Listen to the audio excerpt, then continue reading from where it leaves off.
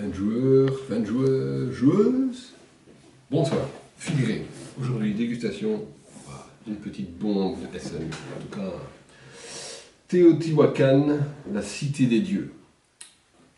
L'auteur, Daniel Tascini, pas inconnu, un des auteurs de Tzolk'in, on s'en souviendra de Tzolk'in. Édité par Pixie Games. Alors, on a un jeu quand même assez solide, vraiment solide, on a super bien aimé chez nous. Et alors on va vous expliquer grosso modo comment tout cela fonctionne pour vous donner envie d'y jouer. Donc, alors évidemment, avec un thème comme ceci, on se retrouve à l'époque des Incas ou des Aztèques, je dirais plus les Incas. Donc le but est de construire des pyramides, de prendre des points de gloire. Voilà. Alors comment ça se déroule? Eh bien, on joue chacun son tour, jusque-là, aucun souci.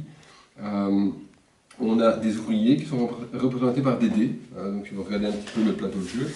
Donc chacun a des dés qui sont placés sur des cases.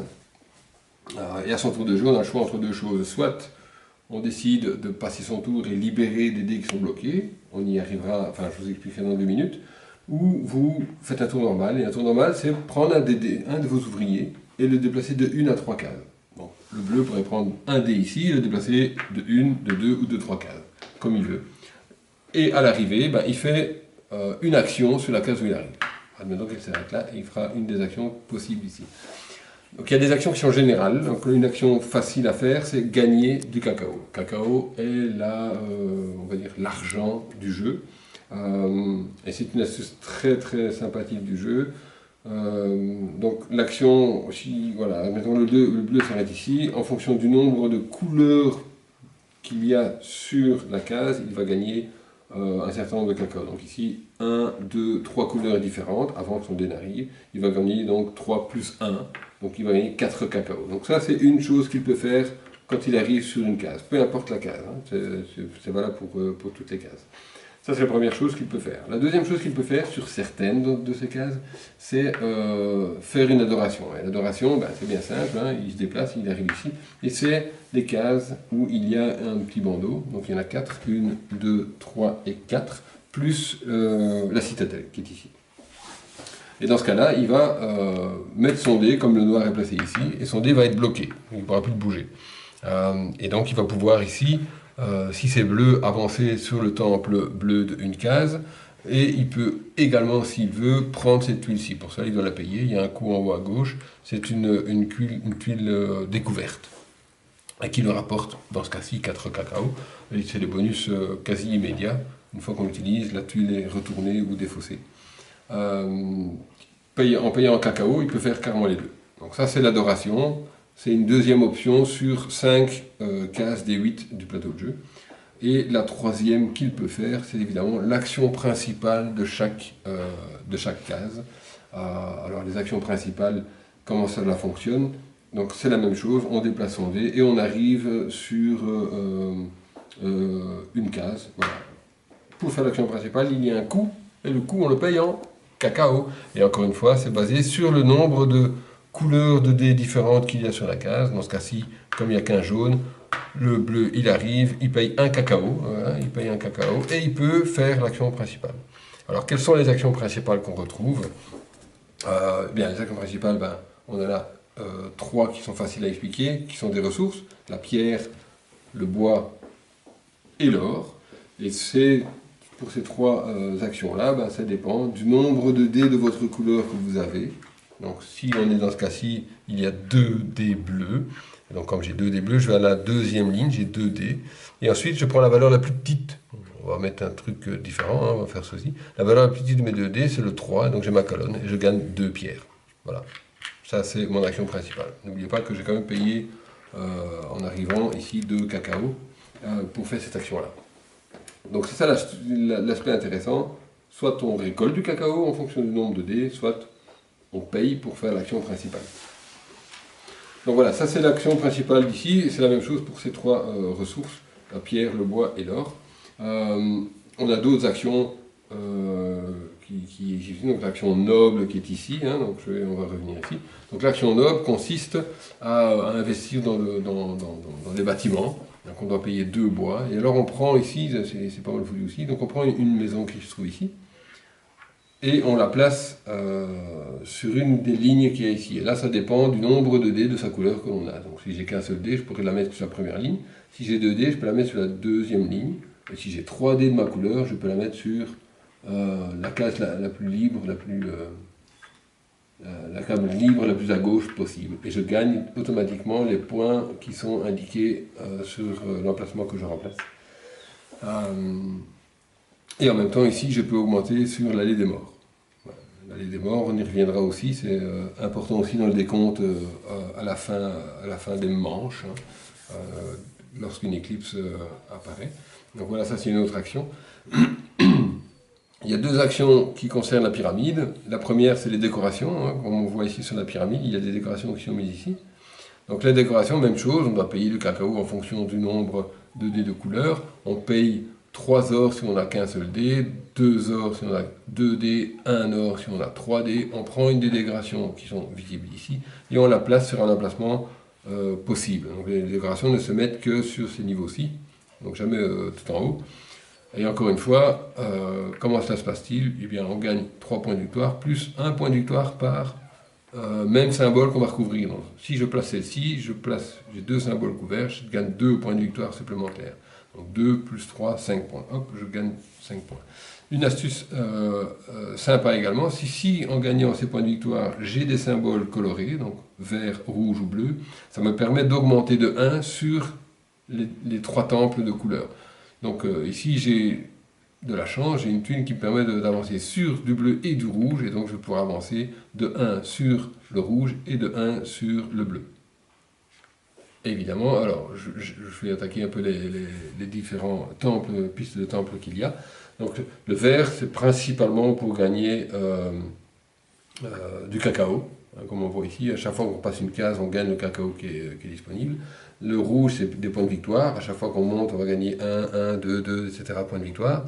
Le bleu, lui, c'est des ressources. Donc l'étoile signifie qu'on peut choisir une ressource au choix. Et ici, c'est 2 ressources au choix, etc. Jusqu'à ce qu'on arrive au sommet. Donc, et ça, c'est aussi intéressant. Donc on a ici 3 espaces. Donc on a joué la version imprimée sur le plateau. Il y a d'autres tuiles disponibles.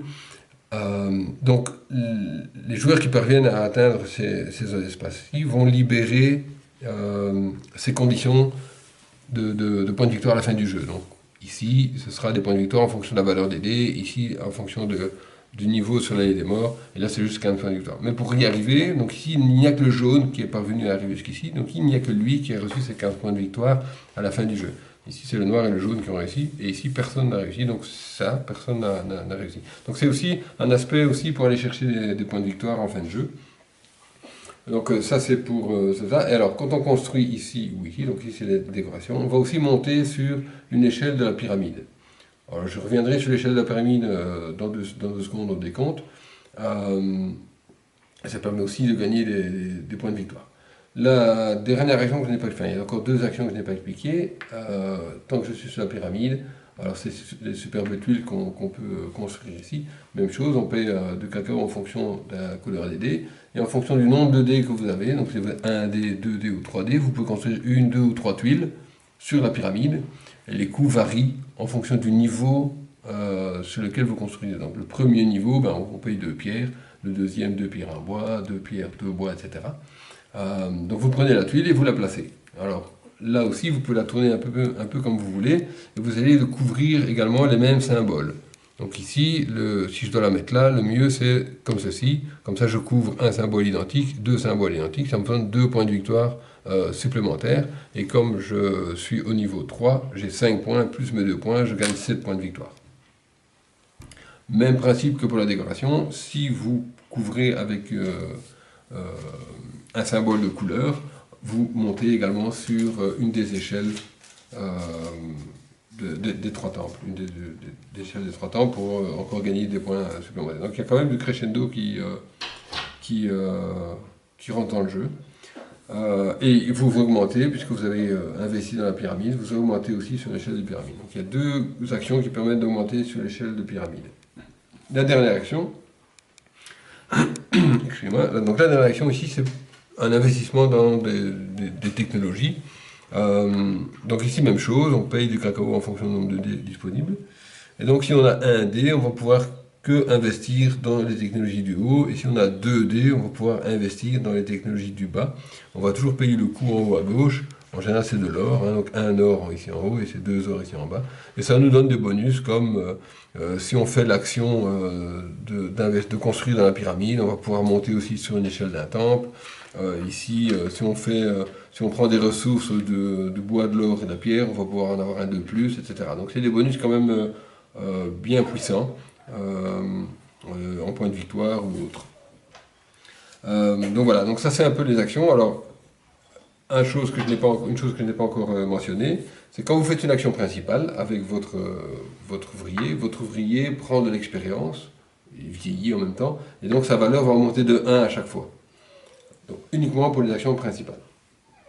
À un moment donné, il va arriver à 6, et quand il arrive à 6, il est élevé, il meurt, il est enterré près de l'allée des morts. Donc le dé revient à une position de 1, et il revient au sanctuaire, et le joueur bénéficie d'un des bonus d'élévation. Donc les bonus, 5 cacao, 5 points de victoire. On démarre avec 3 ouvriers, et un des bonus, c'est de prendre un 4e dé de valeur 3, qu'on met au sanctuaire, et on gagne en même temps 2 cacao. Donc une fois que ce bonus est pris, évidemment, on s'orientera vers d'autres bonus. Voilà, et on joue comme ça à tour de rôle. À la fin du dernier joueur, du 4e joueur, dans notre partie à 4, on va faire avancer le soleil d'une case à chaque fois. Et donc le soleil, à un moment donné, va rejoindre la lune, et on aura une éclipse. Quand cela arrive, on fait un tour de plus, et on fait un décompte. Les décomptes sont basés sur quoi? Le premier décompte, c'est, on va regarder la valeur ici des bâtiments qui ont été libérés, la plus petite valeur visible, et on va compter le nombre de cases, on va multiplier le nombre de cases par la valeur indiquée. Donc ici, on est à 2, 1, 2, 3, 4, le noir va gagner 8, le rouge va gagner 10, 12 et 14 points à ce décompte-ci. On va regarder également ici, celui qui est le plus loin va gagner 4 points de victoire, et ensuite chaque joueur va gagner 4, 3 ou 2 points en fonction de si la première, deuxième ou troisième éclipse, par le nombre de cases qu'il a parcouru. Les masques sont quand même pas mal importants, donc chaque ensemble de masques va rapporter des points aux joueurs également. Donc un masque c'est 1 point, 2 masques c'est 3 points, 6 points, etc., etc. Donc ça c'est une échelle un peu classique. Et quand cela c'est fini, on remet ça ici à 0, le soleil revient ici et on continue le tour comme ça. On va faire ça normalement 3 éclipses. Une éclipse peut aussi être provoquée quand on mettra la dernière tuile ici, donc directement à ce moment-là on terminera la partie également. Mais dans notre partie c'est arrivé à la troisième éclipse. Et voilà, on va faire ceci 3 fois. Donc voilà, donc vous avez ici à peu près toutes les règles en grosses lignes. Une belle découverte.